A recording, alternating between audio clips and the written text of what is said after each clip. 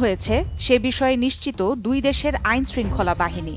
খুন ও খুনের পরিকল্পনার নানা চাঞ্চল্যকর বিবরণও উঠে আসছে বিভিন্ন জনের বয়ানে, কিন্তু হত্যাকাণ্ডের প্রায় 2 সপ্তাহ পেরুলেও লাশের খোঁজ নেই।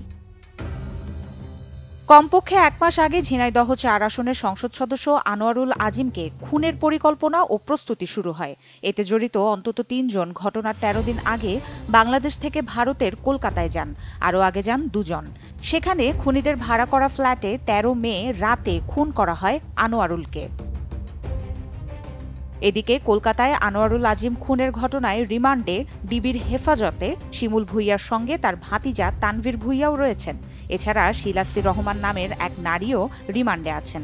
খুনের পরিকল্পনা বাস্তবায়নকারী হিসেবে পুলিশ যাকে শনাক্ত করেছে সেই শিমুল ভূঁইয়া রিমান্ডে জিজ্ঞাসাবাদে বিভ্রান্তকর তথ্য দিচ্ছেন।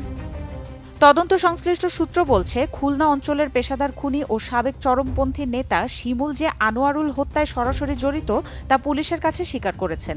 কিন্তু তিনি জিজ্ঞাসাবাদে আনোয়ারুলকে খুনের পরিকল্পনা ও বাস্তবায়ন নিয়ে এই পর্যন্ত 3 ধরনের বর্ণনা দিয়েছেন। এমনকি লাশের খণ্ডাংশ যে স্থানে ফেলার কথা বলেছেন সেখানে তল্লাশি করেও কিছু পাওয়া যায়নি। জিজ্ঞাসাবাদ সংশ্লিষ্ট একাধিক কর্মকর্তা প্রথম আলোকে জানান, খুনের পরিকল্পনার আলাপ আলোচনায় শিমুল ভূঁইয়া অ্যাপের কথা বলেছেন। এই ক্ষেত্রে ইন্দোনেশিয়ার একটি ফোন নম্বর ব্যবহার করেছেন। তিনি গ্রেপ্তারের পর প্রথমে পুলিশকে বলেছিলেন সংসদ সদস্য আনোয়ারুলকে একটি চেয়ারে বসিয়ে বালিশ চাপা দিয়ে শ্বাসরোধে হত্যা করা হয়। এরপর লাশ টুকরা টুকরা করে খালে ফেলে দেওয়ার তথ্য দেন।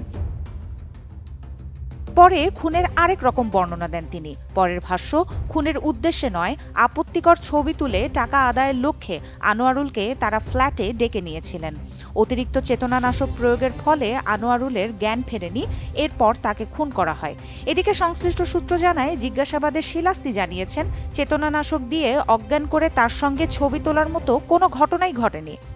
এর আগে আরেকটি ভাষ্যে ছিল আরেক রকমের বর্ণনা। খুনের আগে আনোয়ারুলের সঙ্গে ধস্তাধস্তির কথাও বলেছিলেন শিমুল। লাশের খণ্ডিত অংশ বাইরে ফেলা নিয়েও তিনি পুলিশকে কয়েক ধরনের তথ্য দিয়েছেন। কর্মকর্তাদের ধারণা, লাশ উদ্ধার যাতে না হয় সেজন্য বিভ্রান্তিকর তথ্য দিয়ে যাচ্ছেন দুর্ধর্ষ সন্ত্রাসী শিমুল ভূঁইয়া। এদিকে কলকাতার পুলিশ কয়েকদিন ধরে তল্লাশি চালিয়েও আনোয়ারুলের লাশ উদ্ধার করতে পারেনি। 26 মে দুর্যোগপূর্ণ আবহাওয়ার কারণে তল্লাশি চালাতে পারেনি বলে সেখানকার একটি সূত্র জানিয়েছে।